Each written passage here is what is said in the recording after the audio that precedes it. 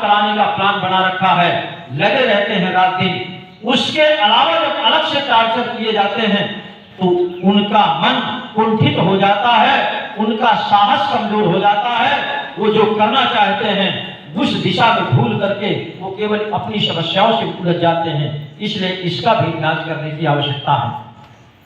संगठन के लोग चारों दिशाओं में सोच रखते हैं, बस थोड़ी सी ताकत की कमी है। जो ताकत संगठन को मिलनी चाहिए वो अभी ताकत नहीं मिल रही है। इसलिए आने वाले रविवार को 29 पड़ेगा, शायद देख लीजिए, 29 सितंबर 2024, 29 सितंबर 2024 दिन रविवार। इसको देख लीजिए, अगर धोखा हो तो फिर से मैं बता दूंगा। 29 सितंबर 2024 दिन रविवार, समय 10 बजे।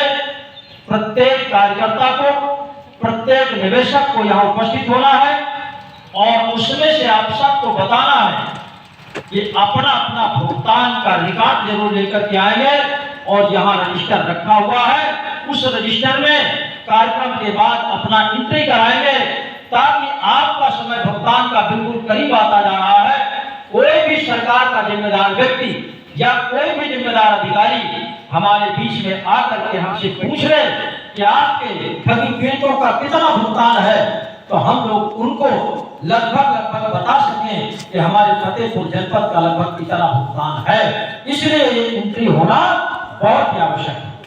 हो सकता है जब प्रक्रिया शुरू हो तो निगरानी समिति बनेगी और वो हमसे रिकॉर्ड मांगेंगे, तो सबसे पहले हम उन्हीं का नाम देंगे जो हमारे रजिस्टर में दर्ज होगा, वही तो देंगे हम, फिर में थोड़ी बनेंगे। इसलिए सबका एंट्री होना बहुत ही आवश्यक है। और जो साथी इस बात का प्रचार प्रसार करेगा और जो भी अपना भुगतान चाहता है, चाहे किसी भी कंपनी का निवेशक हो, अगर वो अपना भुगतान चाहता है तो निश्चित रूप से इस संगठन का जो रजिस्टर बना हुआ है एंट्री का, उसमें जब एंट्री कराएगा तभी उसके भुगतान की प्रक्रिया आगे शुरू होगी। बहुत से साथी हैं ऐसा भी मानते हैं कि जब प्रक्रिया शुरू होगी तब दे देंगे। उनको बताइए कि आपका पैसा कहां जमा है, PACL में, टोगो में, साई प्रसाद में, आर्यानी कंपनी में, और वो रिकॉर्ड उसी कंपनी के पास है जहां पर पैसा जमा है। और आगे भुगतान किसको करना है? सरकार को करना है। इसलिए सरकार आपकी निगरानी समिति से ही रिकॉर्ड मांगेगी और निगरानी समिति के पास जो रिकॉर्ड होगा उसी को दिया जाएगा, जो नहीं होगा उसको नहीं दिया जाएगा। इसलिए इसमें एंट्री कराना बहुत ही आवश्यक है। जो साथी चालाकी का काम करते हैं कि जब शुरू होगा तो कोई ना कोई जुगाड़ लगा लेंगे, भुगतान हो जाएगा। अब जुगाड़ वाला समय खत्म हो गया है। आप देख रहे हैं तमाम छोटी छोटी दुकानों में टोकन मिलने लगा है। मिलता कि नहीं मिलता? जहां कस्टमर की संख्या ज्यादा है और टोकन नहीं मिलता तो लाइन लगने लगी है। नहीं कहीं देखना है तो कोटे की दुकान में देख लीजिए।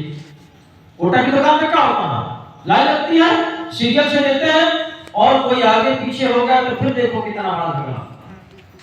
मिलना तो 10 किलो है, 5 किलो है, लेकिन विवाद इतना बढ़ जाए और बोलचाल बंद हो जाए, मामला और बढ़ जाए तो चौकी तक जाना पड़े, कोतवाली तक जाना पड़े। और ये तो पैसे का मामला है। जो मैंने 22 सितंबर को अधिकारियों के सामने कहा था कि बड़े बड़े धन्ना सेठों का पैसा जमा है, बड़े बड़े अधिकारियों का पैसा जमा है, बड़े बड़े वकीलों, पत्रकारों, आज सबका पैसा जमा है। उस समय क्या होगा? हर एक कोशिश करेगा कि मेरा भी बीच में नंबर लग जाए, हर एक कोशिश करेगा कि मेरा भी बीच में नंबर लग जाए। लेकिन रजिस्टर में इसीलिए बना रहा हूं कि जिस तरह सीरियल से एंट्री है उसी तरह हम लोग भुगतान के लिए भी लिस्ट देंगे, सूची देंगे। हवा में भुगतान नहीं होगा। कोई सोचे कि सरकार जब भुगतान करेगी तो अलग से कोई रिकॉर्ड मांगेगी, ये भूल जाइए। ये रिकॉर्ड इसलिए मैं बता रहा हूं, ये मेरे पास एक काम है छत्तीसगढ़ का।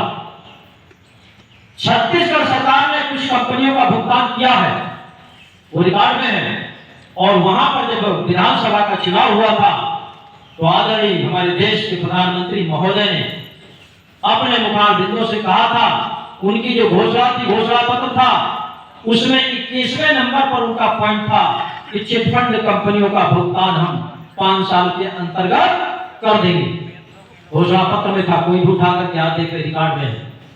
और जब किया था तो इसी पद्धति से किया था जो मैं बता रहा हूं, तो आगे भी यही होगा, दूसरा कोई रास्ता नहीं है।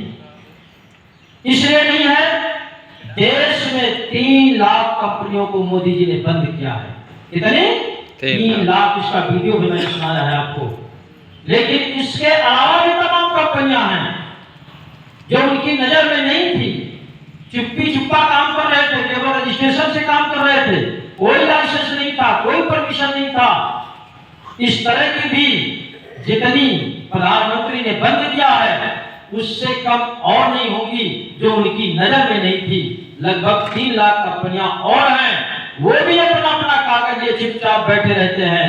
मेरे पास ढेर सारे फोन आते हैं, ऐसे ऐसे कंपनियों के नाम बता देते हैं कि 10 मिनट लगता है, मैं भूल जाता हूं कौन कंपनी, अजीब ढंग के नाम।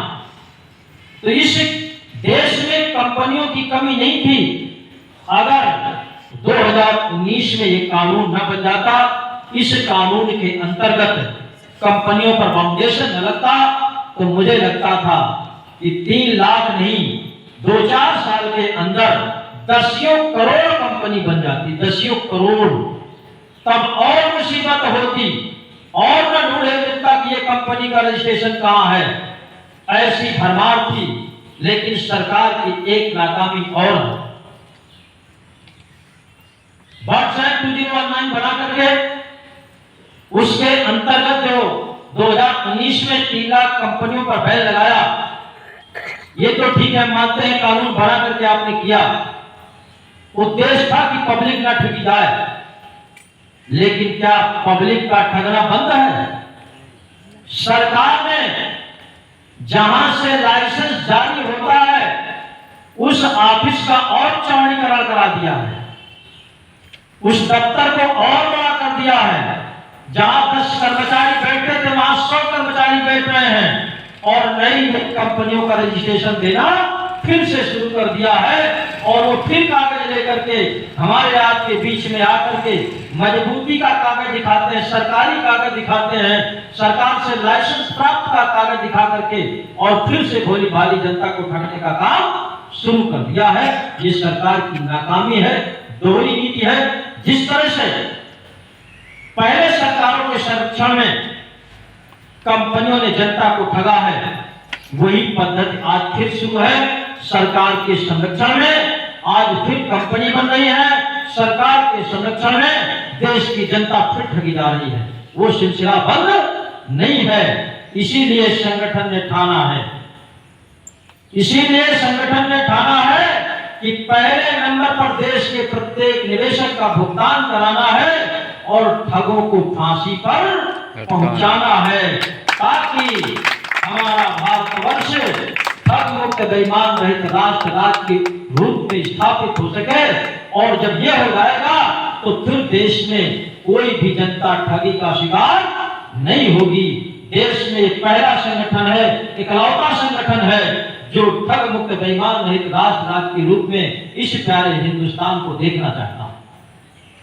किसी नेता को, किसी प्रधानमंत्री को, किसी मुख्यमंत्री को या और भी तमाम सोशल संगठन बने हुए हैं, किसी को भी जनता के हित में बोलते हुए नहीं देखा, या भारतवर्ष को ठग मुक्त कराने की कभी बात उसने सोचा भी नहीं होगा। बोलना तो दूर की बात है। इसलिए सर्वोपरि है हमारा देश में संगठन, सर्वोपरि है हमारा देश में ठगी पीड़ित, इसके बाद में कुछ और।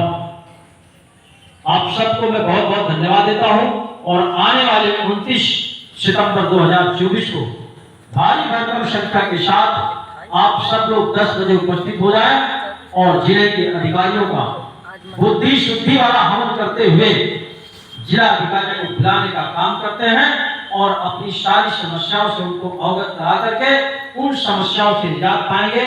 आप सबको बहुत बहुत धन्यवाद।